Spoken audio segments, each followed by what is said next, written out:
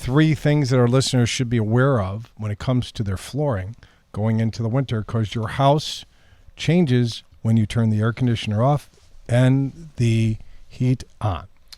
Correct. And we talk about this seasonal change pretty regularly, David, both as we're entering into the winter months and then as we exit the winter more into warmer weather. But what you're referring to really is the expansion and contraction of the wood floor as it reacts and responds to seasonal change, as it reacts and responds to temperature and humidity.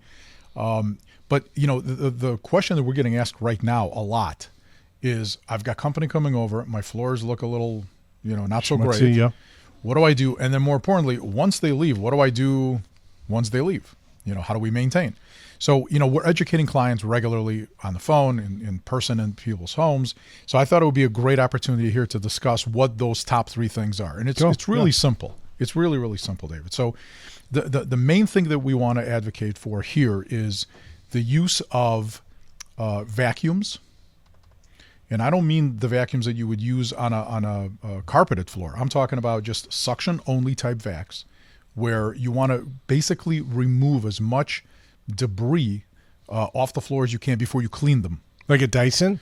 Like anything. It could be a Roomba, a Dyson, anything that is suction only, because we want to remove those particulates that can grind into the floor, into the finish, and act like sandpaper and actually dull the floor or actually create a situation where you've created an abrasive surface, and now you've sanded the floor and prematurely destroyed the coating. Okay. So vacuums are huge, and we always talk about this with our clients. Don't try to clean a dirty floor, meaning one that has cereal and bread and all the the dried up pieces on it.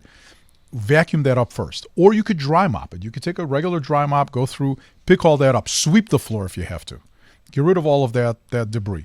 The second thing you want to do is you want to use a neutral pH balanced cleaning product, such as the one we manufacture. The Mr. Floor line of cleaning products is great for this. Spray and wipe. And it's critical that you use a product that is not going to encapsulate that dirt. It's not going to leave an artificial sheen or a haze or anything like that. Our philosophy is we're going to change the surface tension of dirt. We're going to lift it off the floor onto the wiping cloth. And that brings me to my third sort of tip, and that is, do not just use one mop or one cloth to do an entire house. You have to regularly switch them out as you're going, because the goal with our products is we're going to lift that dirt off and it's going to embed itself in that cleaning cloth. We like microfiber a lot. Yeah, they're great. The one you gave me is fantastic. There you go. So now we want you to use at least 2 or 3 of them as you're cleaning. Then you just throw them in the washing machine. Right. That's easy. Exactly it. It's very easy. You have to have a couple on standby, because what you're doing is you're cleaning, you're lifting, you're cleaning, you're lifting.